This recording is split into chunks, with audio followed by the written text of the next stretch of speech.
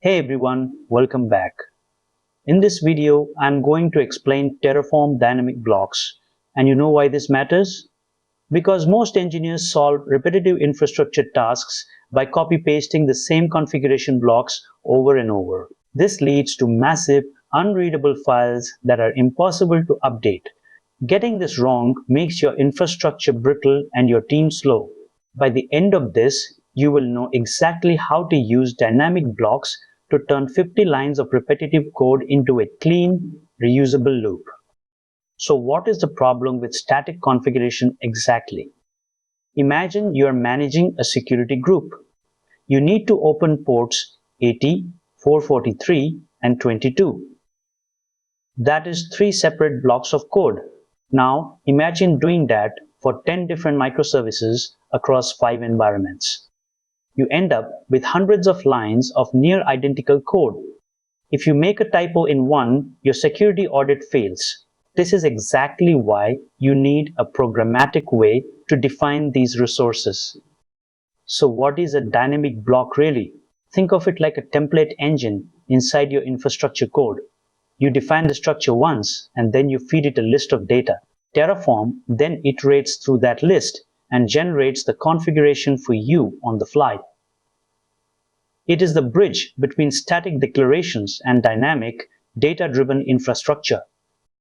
Before we start, let us ensure you are ready to follow along. You should be using a modern operating system like Ubuntu, macOS, or Windows. Make sure you have Terraform 1.5 or newer installed. You can verify this by typing Terraform version into your terminal. If you do not have it, download the binary from the HashiCorp website. You also need a text editor like Visual Studio Code to write your configuration files. Finally, make sure you had your terminal open and ready.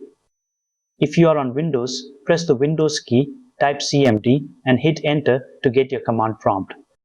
Here is how it works internally. You start with an input variable, which is usually a list of maps containing your settings. This variable flows into the dynamic block iterator. The iterator then processes each item in that list and generates the corresponding resource blocks in the final configuration. This happens during the Terraform plan phase, so the output is exactly what the cloud provider receives. Look at this example. This is how most people start. We have 2 separate ingress blocks defined manually. If you want to add a third port, you have to write another block, right? This is fine for 2 ports. But what if you have 10 or 20? This approach is exactly what makes infrastructure code unmanageable as you scale. Now look at the difference. On line 1, we define our variable as a list of port numbers. Then on line 8, we use the dynamic block syntax. Inside the content block, starting on line 10, we reference ingress.value.port. Terraform now loops over our list and creates those ingress blocks for us. If we want to add a new port, we just update the variable list. We do not touch the resource block at all. That is the key. In a real production environment, you often need more than just the port. You might need descriptions, protocols, or different CIDR ranges.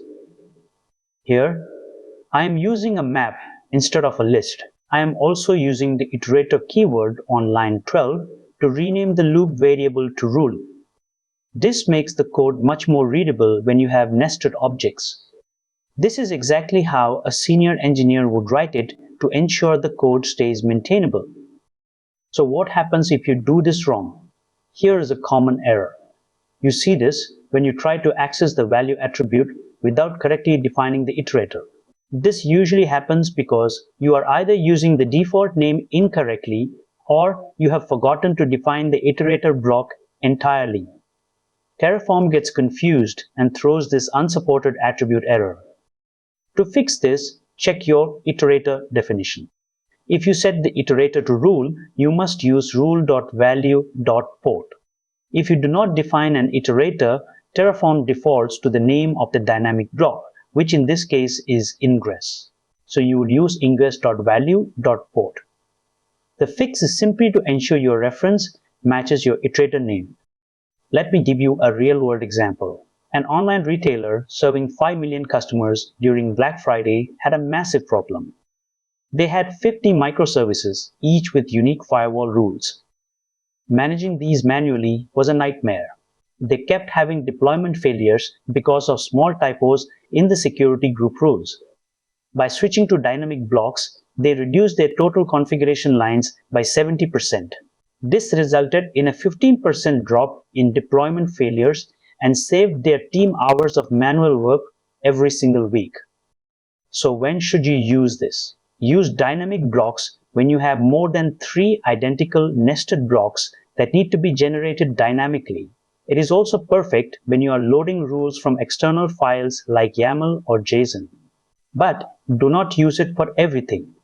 If you only have 1 or 2 blocks, static code is cleaner. And if your logic becomes so complex that the HCL code is unreadable, stop. Keep it simple. Use these criteria to decide if this tool is right for your situation. So, what did we learn today? First, dynamic blocks are your best friend for loops in nested configuration. Second, always use the iterator keyword to make your code explicit. Third, keep your data structures clean using maps of objects. Fourth, remember that simple is better. Do not over-engineer. Finally, always verify your changes with a plan command. These 5 points will help you write better infrastructure code. I believe this video will definitely be a useful video. If you liked the video, please do like and hype the video. Also share it with your friends and groups. It may be useful to somebody else. If you have any doubts or any requests, please let me know in the comments. Make sure you have subscribed to stay updated for our regular videos. Join our WhatsApp community using the link in the description because we share more knowledgeable content every day. Thank you for watching. See you soon in the next video.